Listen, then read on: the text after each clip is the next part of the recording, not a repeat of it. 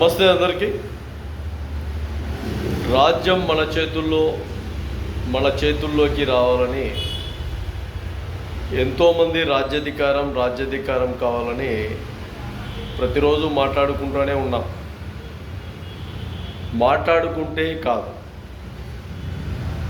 ఎవరికి వారు రాజులాగా రాష్ట్రంలో రకరకాలుగా నాయకత్వాలు చేస్తూ ఉన్నారు.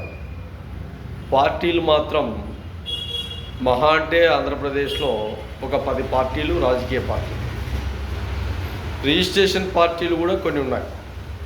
అంటే వాళ్లకు స్వతంత్ర గుర్తులే, అంటే ప్రభుత్వం కేటాయించి గుర్తు మాత్రమే. ఇంకా రాజకీయంగా గుర్తుతో ఉండే పార్టీలు కొన్ని నేషనల్ పార్టీలు, కొన్ని ప్రాంతీయ పార్టీలు.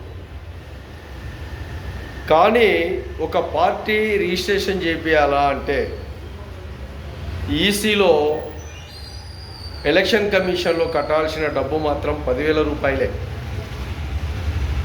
కానీ దాని ఖర్చు అట్లా దండిగా రెట్టింపు అవుతుంది. సామాన్య వ్యక్తి ఒక పార్టీ రిజిస్ట్రేషన్ చేయించుకోవాలి అంటే దాదాపు 110 మంది సభ్యులు, 110 మంది సభ్యులతో వాళ్ళ ఐడి, వాళ్ళ ఓటరు, వాళ్ళ స్టాంపింగు, అదేవిధంగా నోటరీ, రకరకాలుగా పేపర్స్ అన్నీ అవసరం. ఇవన్నీ ఓకే చేసిన తర్వాత ఢిల్లీ ఈసీలో రిజిస్ట్రేషన్ కోసం ఒక అడ్వకేట్ని ఏర్పాటు చేసుకున్న తర్వాత 2021లో మా అడ్వకేటు కరోనాతో చనిపోతే మేము కట్టిన డబ్బులన్నీ నష్టమైపోయాయి.